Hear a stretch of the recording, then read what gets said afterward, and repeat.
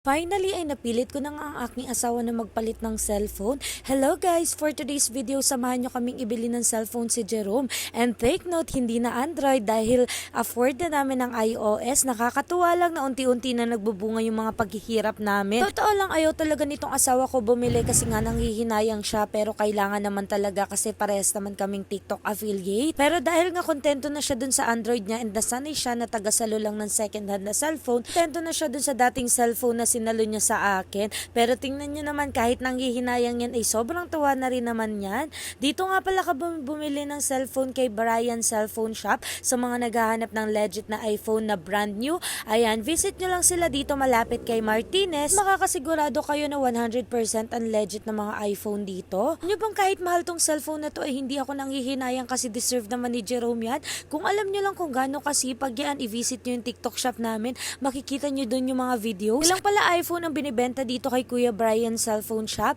Maraming iba't ibang brand na pwede kayong pagpilian and meron din silang home credit. Pero mas maganda talaga ay cash para wala na kayong problema monthly. At pagka-uwi namin, tingnan nyo naman kung gaano kasaya yung asawa ko.